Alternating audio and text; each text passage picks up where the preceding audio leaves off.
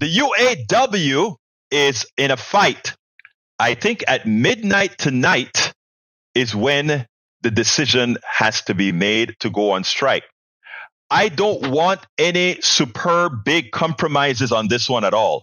And let me tell you why I don't want any compromises. It is time for us to assert our worth. It is time for the American worker to assert its worth.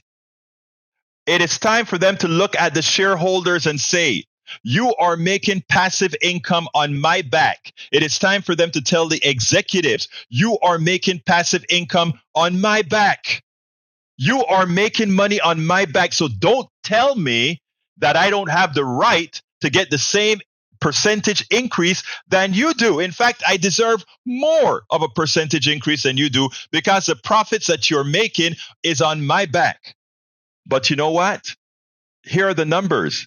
And I love that some in the mainstream media are starting to do just that. Check this out.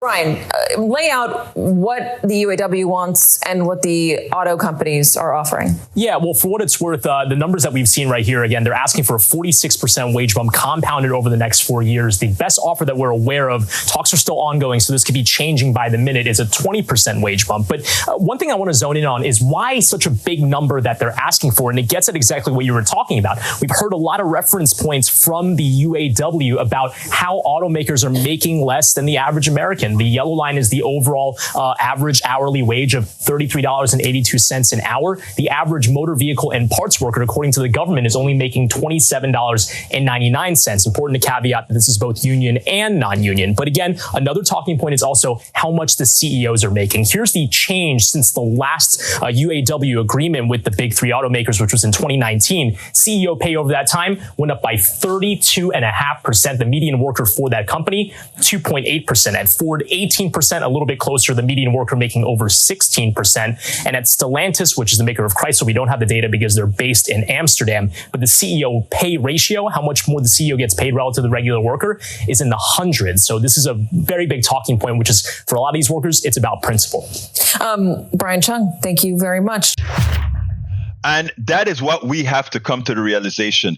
They're always asking the average American worker, hold back, hold back, hold back. We can't afford it. We can't afford it. Yet the shareholders who are doing nothing, they're not putting their life at risk. They're not putting their limbs at risk. They're not putting, the only thing they put at risk is their capital. And the risk that they take is maybe they'll lose some, maybe not, right? But you put your life at risk. You do the work. And they sit their butts down at their lake home, at their whatever. And so for those who are going to tell me, oh, but a lot of retirements invest in this as well.